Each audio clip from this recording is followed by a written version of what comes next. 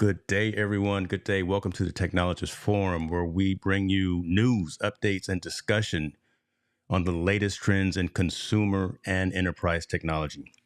I'm your host, James Hicks, and listen, I got some heavy hitters sitting behind the scenes right now. We're about to get into it. So, without further ado, let's go.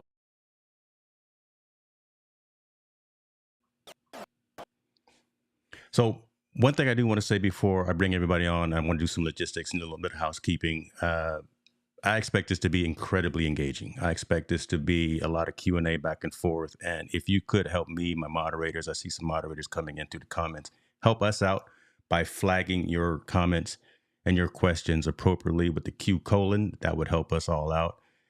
Everyone's contact information will be in the description, so you can reach out individually if you want more details on a particular subject.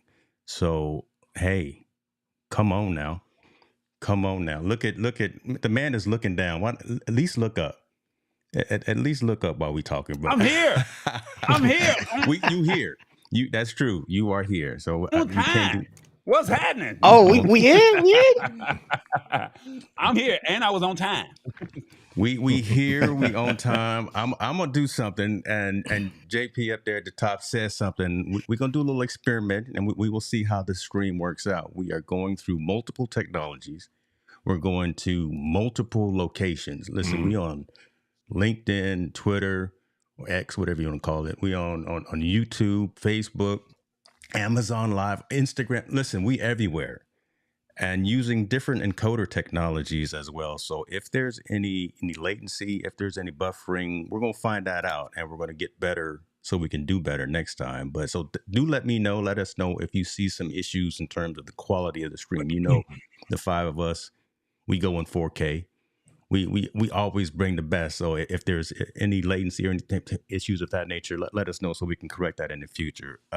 Let me shut up now, because it's not about me, even though I'm in the big picture. This has been a dream come true, and just to have this type of knowledge online is something that I want to get into and start having conversations. Let me recognize folks that are in the building. Again, like I said, we got Sammy Superstar. We got some moderators in the building. We got Al here, so appreciate everybody joining in. Dustin is in the building. Appreciate you, but listen, don't be doing any.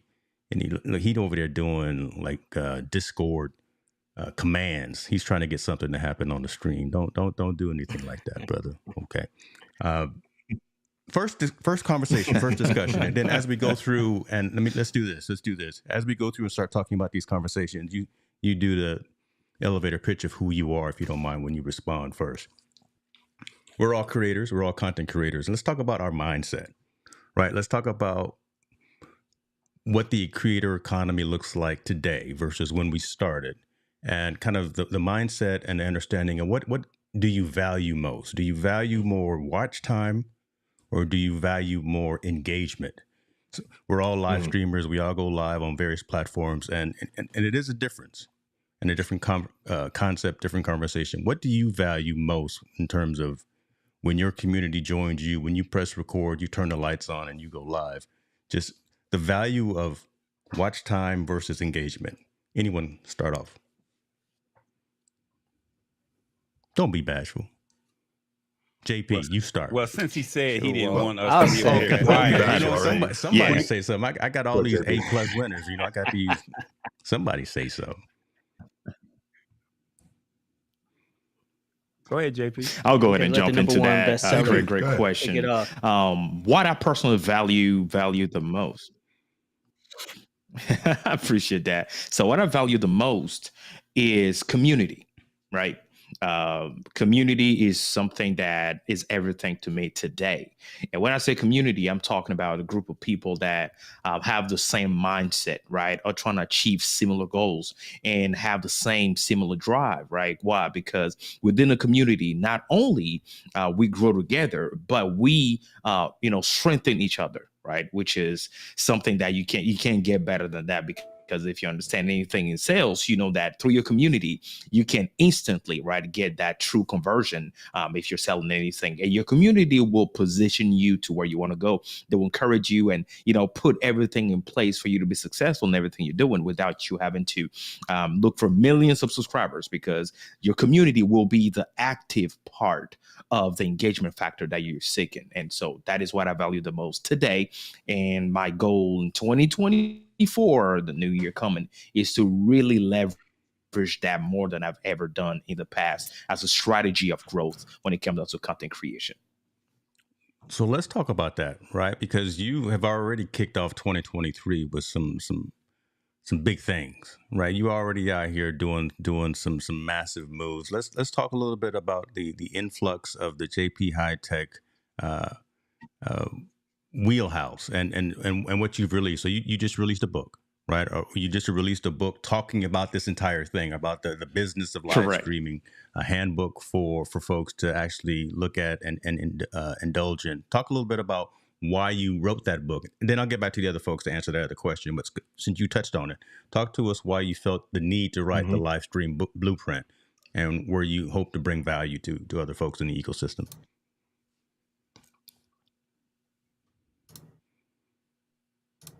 Great question. Fantastic question. And I love that. When we talk about live stream, right, especially in the career economy, it is important that we, are specific in regards to the purpose of why we're actually creating content. And so the reason why I wrote this book is to help, first of all, bring clarity on the why behind the content we're creating and leveraging live stream as a, strategy to grow our businesses. And specifically, the live stream blueprint is to help creators grow their business, scale your business, because not everyone that creates content has a business. And not everyone wants to have a business, right? But here's the thing. Everyone wants to make money, which is something that you think of. You're like, okay, if you want to make money, you want to create some type of business around the content that you're creating. But how do you do that? There's a specific mindset to have. This was a specific way to approach your content creation. And there's a way to scale it if we're thinking business. So this book is specifically for the folks that are serious about making money, which is AKA creating a business surrounding the content they're creating, and have that blueprint on the right way to approach it so that they can actually establish a true, return on investment, all right, and have that influx of cash coming into their bank account. So that's what this book is all about. My goodness. Folks, like I said, there will be links in the description to everyone's social platforms. There'll be a link to JP's book. You can pick that up. He's got paperback, he's got hardcover, and he's got the Kindle. There's no excuse. There is no excuse for you. All you need now, audiobook, but I guess it can't be an audiobook because you actually got to have the audiobook. The audiobook will be here before Christmas, so we're working on that right now. Stay tuned, family. Like that. Hey, have Tallboy do the voiceover. He's got the radio voice. He let him do the audio. Tallboy, let's go to you, man, with that same question about the creator economy mindset, right? Because again, you do live show every week talking about consumer electronics, consumer technology, things like that. You're attempting to drive a lot of engagement. So talk to all of us as well about your thoughts of the value of, again, watch time versus engagement as it specifically relates to your show and what you're doing. Well, first, thanks for bringing all five of us together so we can have this conversation and showing that there are people that want to do this kind of content or create this kind of content. So just to be able to put all of us that are from all over the United States respectively on one platform, I definitely salute you on that. To answer your question, as much as we all want the watch time, as JP said, it's really all about the community. And my thing is, if you find more like-minded people and you're trying to help one another, I think that's where the real secret to the success is. The money will come, the YouTube checks will come, the sponsorships will come, but it's almost kind of like the Tyler Perry effect, right? He has a new movie that just came out, and I was watching it before we tapped into this, and it was really like, you have to have that engagement with your audience. And he was able to tap in to a certain audience that people felt like did not get him, and or that, you know, they were dismissed. It was an audience that was not heard, and he was able to tap into that audience. And it's no different from what I do with this tech show. It's like, hey, I want to simplify this technology in a language that you understand. No different from you doing your sports, no different from Steve doing you know, retail business management, just giving tips. So it's like we want to find that creative mindset to where we can have that engagement, if that makes any sense. And at the end of the day, it's how can we be interactive? How can they feel comfortable and feeling comfortable enough to where they don't mind asking questions, no matter how smart or how dumb it is? Because at the end of the day, we're all trying to learn. So I think the engagement piece of it is probably number one, as opposed to the watch time. Unfortunately, the sponsors don't see it that way. They just look at it and say, you got to have numbers. But the engagement is where they have to understand, like, hey, if I have 50 people engaging right now and they trust my name and they trust my brand and they trust anything I put out, those 50 people are 50 sales versus having 10,000 followers and I might only get 5 sales.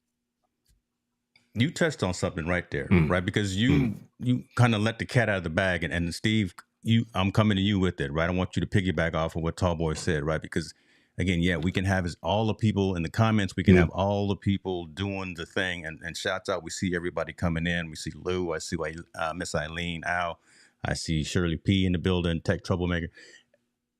The engagement versus the watch time, right? Especially when we're looking at brand deals, especially when we're looking at working with corporate, especially when we're talking finance. Steve, you're doing a lot of that right now. You're branching out and you're doing a lot on LinkedIn Live. You get up way too early in the morning, first and foremost. I get notifications from you at like 5 o'clock in the morning, my time, that you are already live and dressed for success on LinkedIn Live. So talk to us. Piggyback off of what Tallboy was saying again about that differentiation between watch time engagement, especially when it comes to the business aspect, not just doing this as a side hustle, but doing this really from a business perspective and kind of what you have to do to be prepared for those types of things. And anyone else chime in as well. Yeah. For me, watch time doesn't solve anybody's problem in the audience. I think engagement actually helps solve the problem.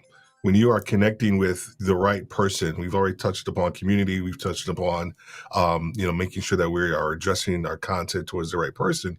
But the bigger thing I think is that the content and everything that we are doing, it needs to solve a problem.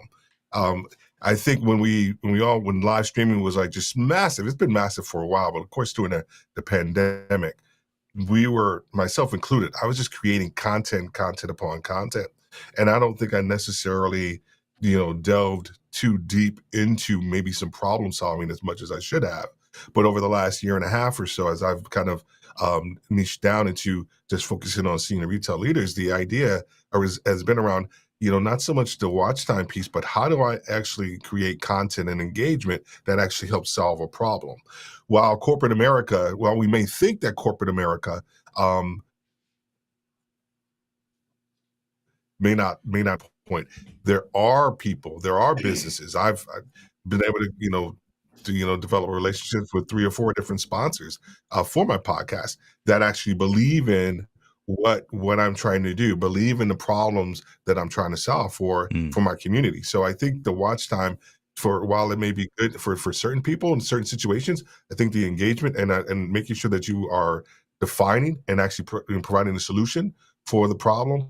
Here's the other thing, and I just want to touch upon this real quick too, is that a lot of times we are helping people identify a problem that they don't even know that they have yet.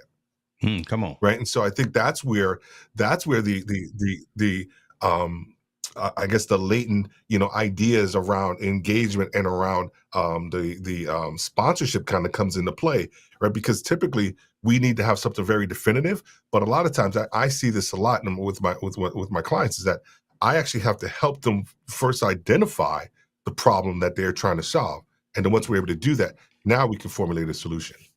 Wow. Man, that's good stuff right there. Man, I love that. And I think this is going in a perfect circle, right? Because Walter, I want to ask you the same question, but in a different perspective. I want to put this comment out there. Miss Eileen says, "Hey, she needs that Audible version too, man. She's already got the Kindle. So JP, time to get on it, man. Get on that Audible version." Appreciate you. Appreciate the love and support. Definitely is coming through. Love it. Thank you. So Walt, let's ask this, because JP, Steve, Tallboy, and I, we're mainly video producers, right? Mainly video content creators, but you tend to be more on the audio side. So let's talk about that. Listen time versus engagement or downloads. What's the metric, right, from an audio podcast perspective that really drives you to be more relevant as you go out there and work with brands, as you start working with companies, as you start getting folks who you want to have advertisements, things of that nature? What's the why you smiling? So I must have hit on something. Or come on. Did I rub you the wrong way? Talk to us a little bit.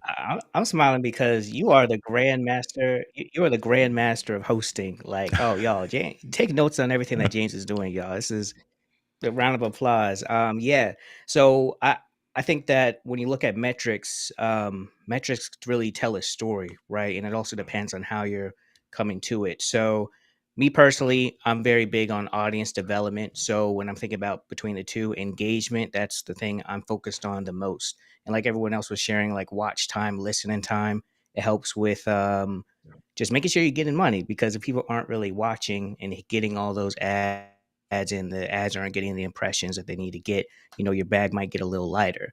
But there's another side of it, which is in the audio world and video as well. If your watch time isn't really all that great, then are people really engaging with your content? Are they watching just the first 2 minutes then jumping off? I'm in the long form content world, so whether it's audio or video, it's important. Like, we want people to listen to as much of the content as possible. In the podcast world, that average number for listening time, like how long people are listening to, is 75%. And so it's basically saying like a majority of the people are listening to most of the episode, but they're not even getting to the end. So then that determines, it's like, okay, are like post rolls, any call to actions at the end of your content, are they even getting heard, seen? Are people, do people even know what you're offering at the end of your stuff? So watch time, listening time is not even just about success metrics. It really just tells a story and helps you to understand like how your content is performing, if it's doing what you want it to do, or if you need to change some things up. Because also, like, the two really do coexist, right? Because if people aren't like watching towards the end, they're not really engaging with that last part. So I think live streamers, I think y'all do a really good job with just keeping people engaged the whole time. And in the audio world, it's a little bit different because it's not real time. So we got to find different ways to make sure people are still engaging and kind of being a part of the show. Yeah. It's harder for you though, right? Yeah. Can I chime in on that listen time thing? Yeah, go ahead. I'm sorry. Go ahead. No, I love everything Walter said. And challenge. I'm a big fan of listening time. Sorry, go ahead, Walter.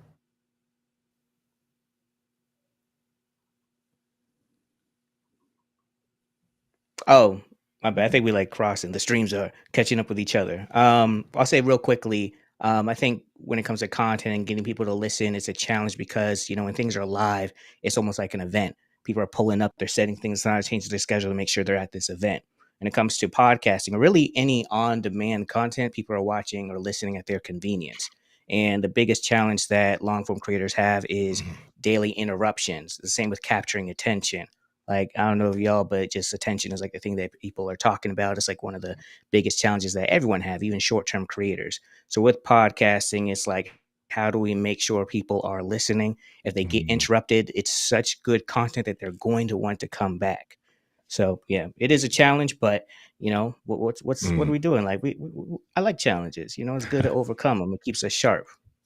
Speaking of challenges, right? So I'm gonna be transparent, and the audience is probably seeing this, right? So we're multinational right now, and again, like I said, going out to probably 20 different platforms, and this is a good use case, and I think only for I'm gonna call it 5 experts, 5 veterans within this field to have latency, probably some issues right now with the high quality of the stream because we've got so much going on right now. This is a good testing ground really, and I'll be transparent and say, to have multiple encoder platforms to utilize and take advantage of, especially when we're trying to do something as big as this, right? We've got California, we got Atlanta, we got Tennessee, we got I don't know where Steve is, because he's probably in the Bahamas or something right now. But again, we all over the place, and y'all know most of I'm us in Bali. here. I know I wasn't going to put you out there. That y'all know most of us are part of the Ecamm fam, and we love that encoder. We know that, love that platform and that technology, and that's what I'm driving this stream with. But also taking advantage of Restream and the ability of pulling one stream, going out, and having that aggregate out. JP made a statement right before we went online about at 10:31, so it was too late to make a change, but if you're going to do something as large as this, as large scale as this, maybe I'm gonna have you explain it, JP, right? Because again, that may help with, again, the consumption of something like this, right? And help with some of the latency that we're seeing across the globe right now. But just talk a little bit about that, because I think other folks who are wanting to do online webinars, wanting to do online master classes live, as opposed to recorded. So a lot of that stuff is recorded. But when you're live and when you got 5 people coming in, and when you got assets and we're streaming at 2K, we're not streaming at 4K, we're streaming in 2K. But when you're streaming at that high bandwidth, right? So talk a little bit about the concept that you thought about, JP, in terms of correcting some of these latent issues that we're having. Yeah, absolutely. I'll be more than happy to help.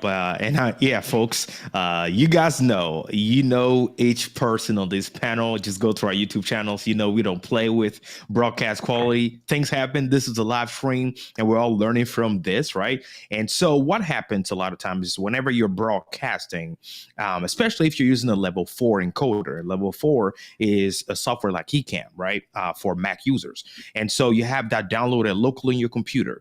And now all the guests that are on the screen right now called into the show by calling directly onto one specific computer. So a local hard drive is pulling all the string for all destinations. So the problem that happens is not only all the guests are calling in locally, then you're using that to broadcast out. So you're bringing people in from different resolutions, different parts of the world, right? Mm-hmm. You have to handle that and have a stable connection from there. Then you want to broadcast it out. And what's happening right now is that each one of us, we're piggybacking on your broadcast to show it to our community. So if you go to my channel, you see that this stream is live there. You go to Steve's and all of that, Walter, you name it. So the solution here, in order to avoid the latency that's happening, is to allow your local hard drive to breathe.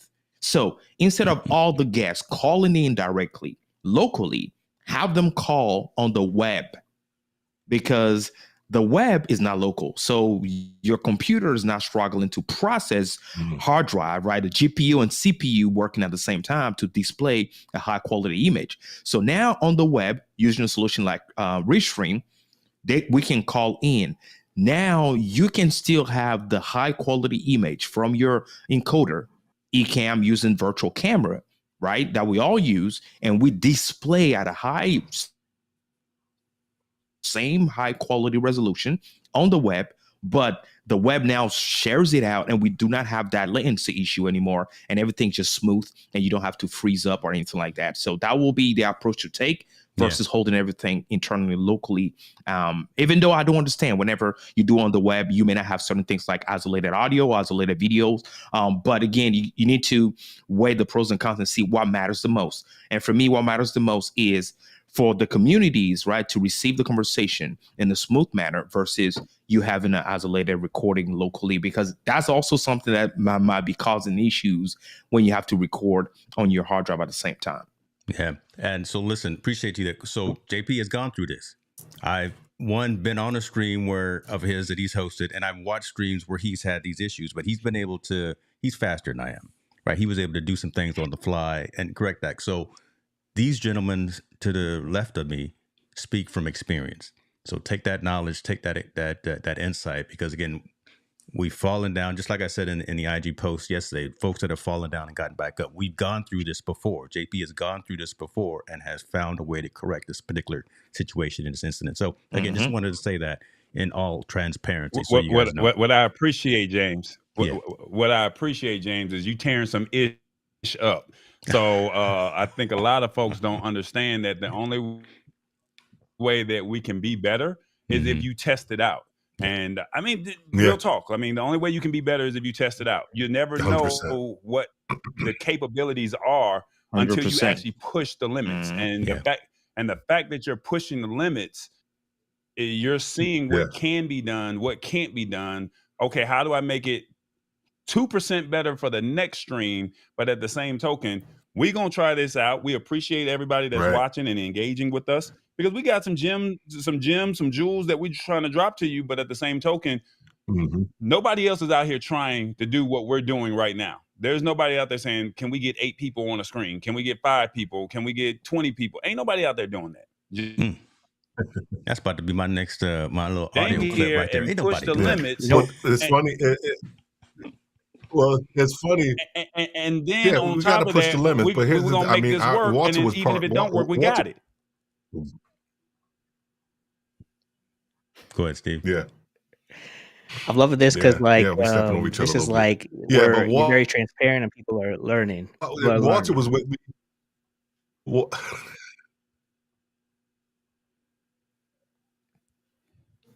I'm turning it over to you, Steve. Yeah, man. Well, Walter was with me a few years back. Yeah, Walter was with me a few years back when I was doing this live streaming thing. Him and my buddy over in the UK, and it wasn't so much a latency issue; it was a weather issue. The weather kept knocking out the power at my place, and we and every time I got back on live, Walter and Jamie was like, I think it took us 3 tries for us to finish, and they stuck with me the entire time. They were like, "Hey," I was like, "Hey, I'm sorry about this." They were like, "No, let's go, let's do this." Then we get 10, 15 minutes in, boom, power went out. Power came back on. They were right there. And what I mean, and where I want to tell the story is because it happens to the best of us, and we all have to learn how to kind of learn and manage through and lead through this process. But more importantly, you want to make sure you have people in your corner. You want to have a really good board of directors, if you will, that will ride or die for you as you continue to kind of go through your content creation and leadership and your business journey with you as well. Yeah, listen, that's the truth right there. And back to what Tallboy was saying, I'm gonna pitch it over to Walt, but it's really that shirt that you got on, loving new growth. It's, right, again, no one else is doing this to the extreme, so we are doing the new growth. So Walt, chip in on what you had to say, because I know you had some comments that you wanted to engage with as well. Yeah, well, this is part of what Tallboy was saying, and then just everything as well. Like I think something that I've noticed that's missing at a lot of different conferences and learning events is like the next level conversation, and usually that happens in group chats within different creators. Like we're just testing stuff for now, like, yo, this is messing up. How do I fix this? Like all those conversations on how to take it from like the just starting information to the all right, let's trying to boss up. That stuff happens in private. But James, you're taking this in public. It takes the whole build in public thing that Steve always talks about. You're like, okay, this is what I'm testing. This is what I'm pushing. So everyone gets to experience it as well. So like when people are watching and they're trying stuff for the first time, when stuff they're messing up, it's not just them, it's everyone. We're all learning, experiencing, testing, failing, winning, all this stuff. So I'm just loving this. This is a really dope platform. Thank you, man. Appreciate it. And for I'm gonna take it back. I'm gonna take it back a little bit more, James. Oh my God, I'm gonna take it back a little bit. He ain't done.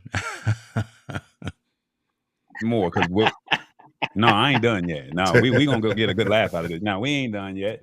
There was a time James and I had an actual show, and we promised ourselves that we were gonna learn respectively Ecamm and vMix, and we literally had there was no manual for this. There was no book that JP had out when we first started. We literally had to get out there and figure this. Hit the button, James. Hit this out. We had to figure it out, right? So because we had to figure it out, I mean, we've gotten better. We've mastered it. But then at the same token, we like to push the limits, and that's what we're doing. And for the people that are watching, I definitely salute you for bearing with us And James is only going to make it better. But I remember when we first started, we didn't know, and we were trying to figure it out. And then look at where we are today in 2023.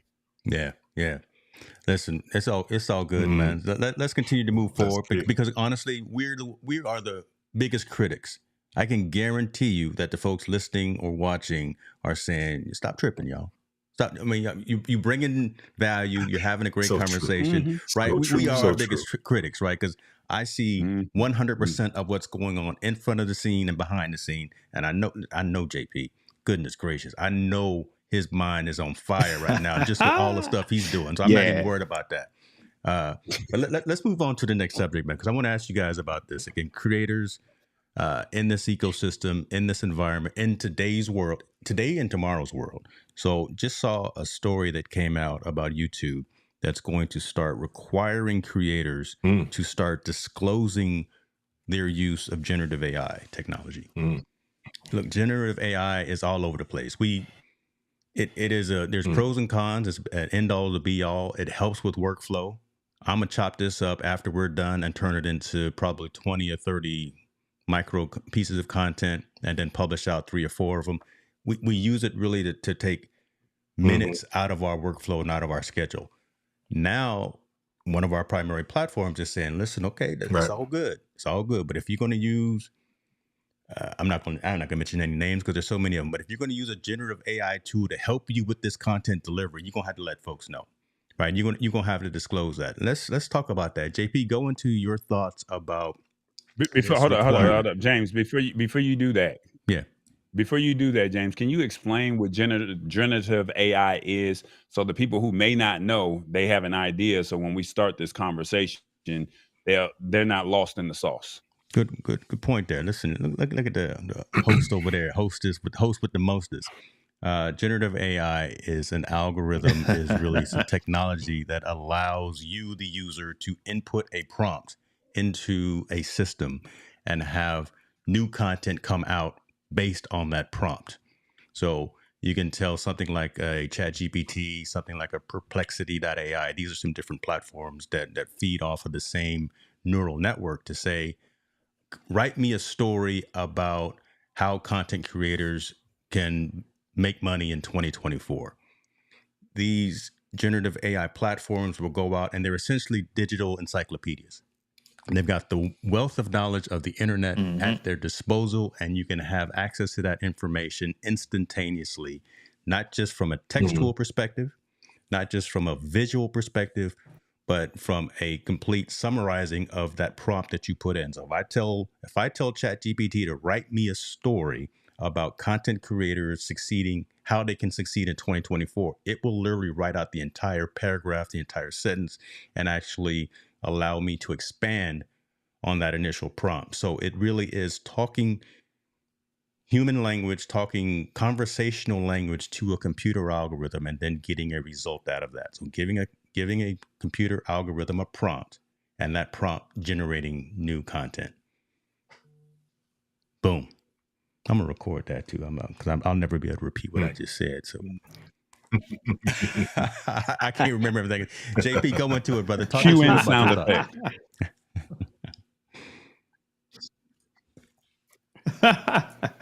All right, family, let's go ahead and jump into this in regards to generative AI. So the use of AI has taken over a lot of industries right today. And whether you're an author, a blogger, a regular content creator, a YouTuber,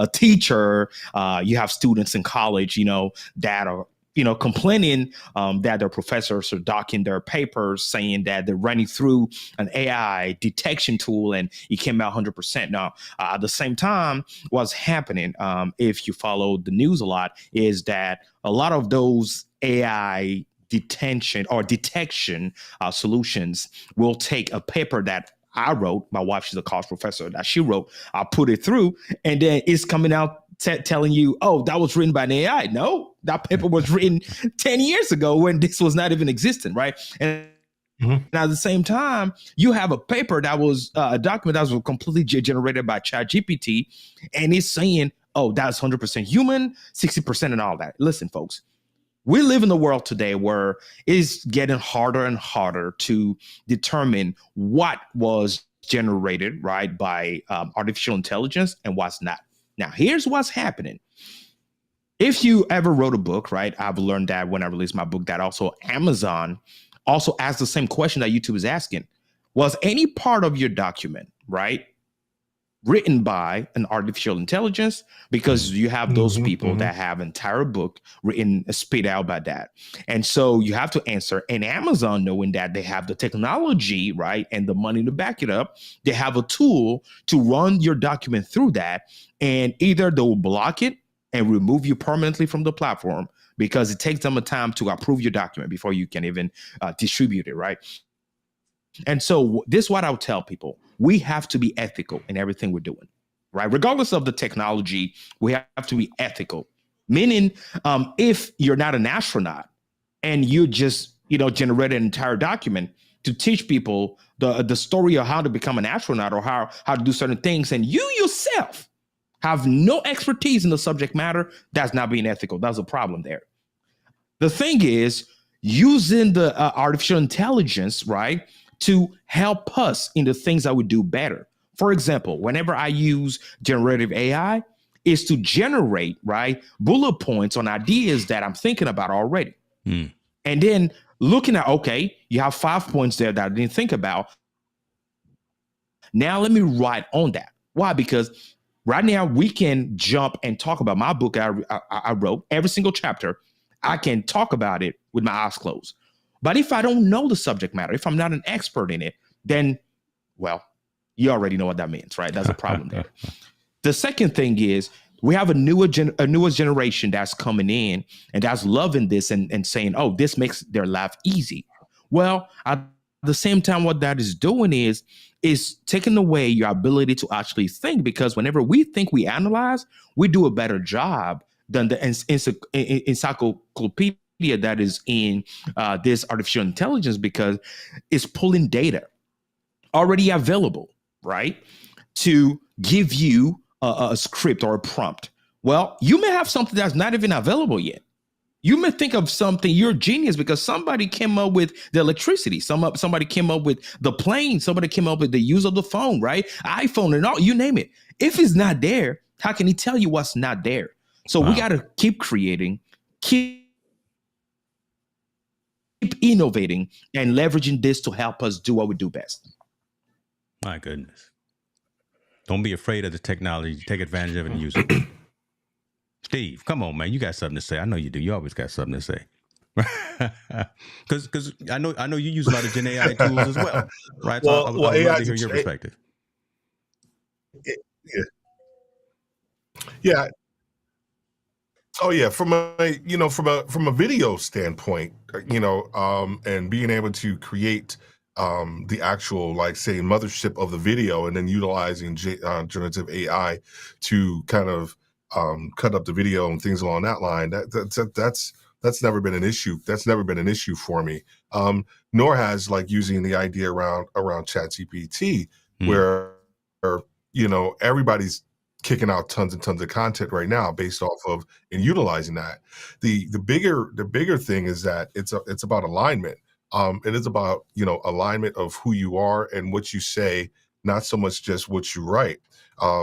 If people are reading something from a blog post or a or a post, and then let's say I potentially get a client from that, and then I'm having a conversation with me, there has to be an alignment with what I put out there with actually who I really am. And then being on opportunities and situations like this, right? Now people can actually see the real Steve, and now they can go back and actually see with whatever it is that I'm talking about. Does my content align with that? Which is why I do the live streams on Monday morning, and then of course on my podcast, and then 11 a.m.s on LinkedIn Live, right? Because those are platforms where there is no AI. This is Steve connecting and engaging and talking. And so I think if you are going to use a tool like that, you need to make sure that the digital lines up with the humanity of who you are. Because I firmly believe that there is going to be this is sort of like a reckoning, if you will, with YouTube actually talking about this.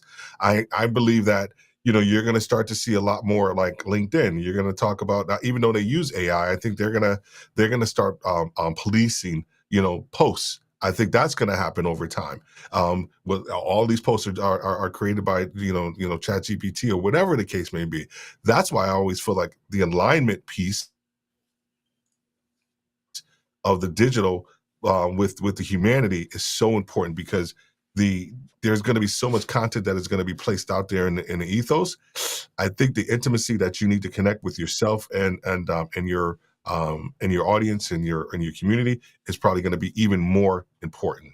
My goodness, this man is talking like a professor. He's talking about the intimacy of the connection. Y'all follow Steve Worthy. All right, y'all follow Dr. Worthy over there talking. I appreciate you, man. That's good stuff. That's good stuff. I tell you what, let's be cognizant of time. I want to ask you guys one last question, and then we can call it the day, and then we can do some things on the back end on the infrastructure to make sure that next week is even more successful. I want to ask you guys about strategies. Right. Again, it's around that time where we start talking about resolutions. We start talking about what we want to do, how we want to grow, how we want to get better. It's at the end of the year. And we always want to start January either in shape physically, mentally, spiritually. Come on now. Oh, Lord, we about to get it from all aspects of our lives. So strategies to level up kind of your content and your production for the new coming year. Let me ask you guys about that. And Tallboy, I'm gonna start with you because I know you are always working on some things, and I know January is a big month for you. So let's start with you, man. So strategies that you are going to use and you can share to bring some value to level up your content and your production, and then how that translates to your community as well.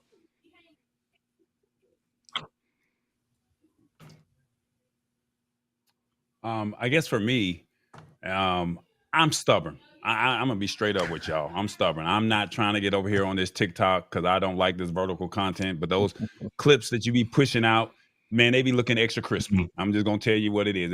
It look crispy. But for me, that's just not where I'm at. But I am finding other platforms that align with me, such as a fan base, LinkedIn. So places that I normally would not post my content, I'm finding those areas to where I can now reach a new audience, as opposed to, and I know I'm being stubborn. I need to be over there. I promise myself I'm going to create at least one post before Thanksgiving on TikTok. Lord help me when I get there. But at the same token, I'm looking at how I can still continue to be creative.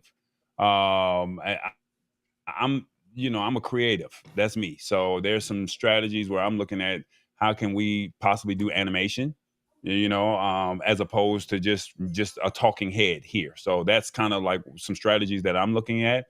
And then I'm also looking at saying, how can I, do more instead of just a weekly show, and maybe pop out micro content just on a weekly basis or on a daily basis, as opposed to just a weekly show. So I think that's kind of like where my strategies are. I don't like to really give out my gameplay, but since you put me out there on Front Street,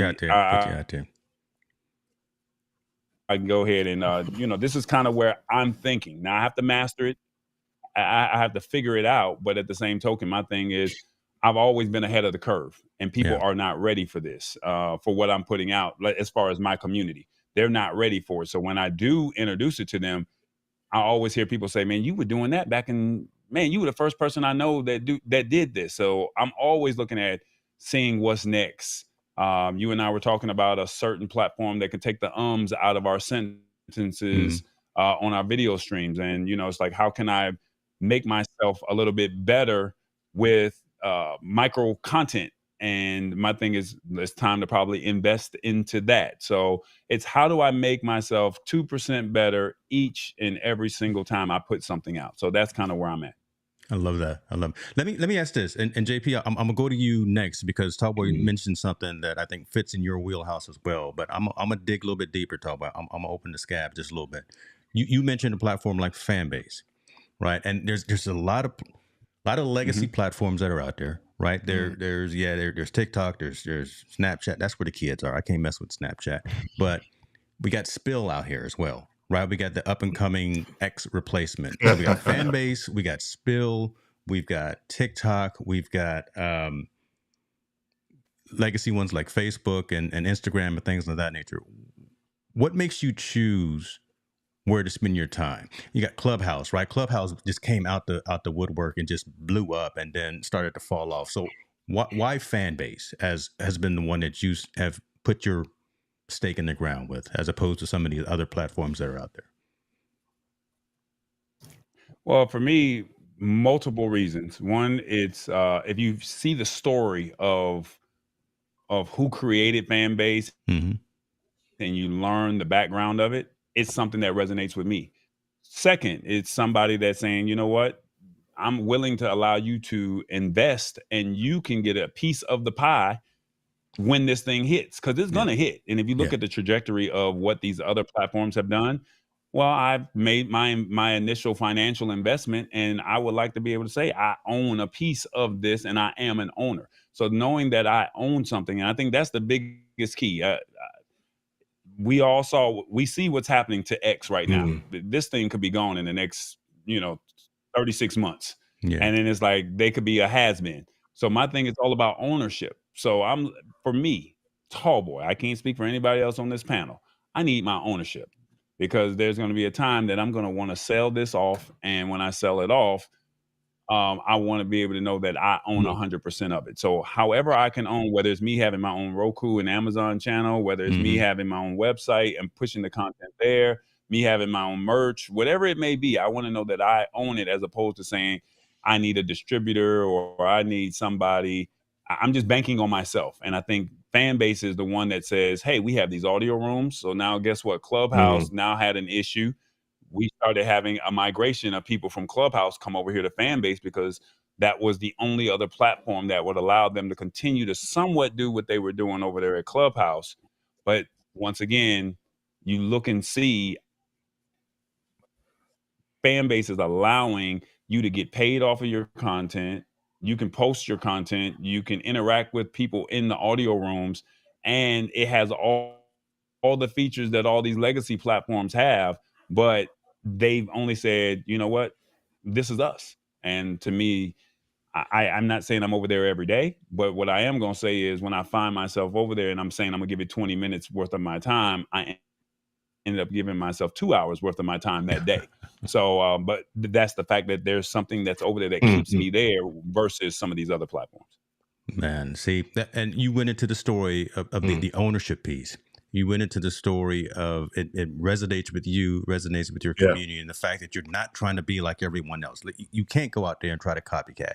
You are doing you, and if it succeeds, it'll succeed to your criteria as opposed to the criteria of someone else. So I love that piece right there. So appreciate you for sharing that.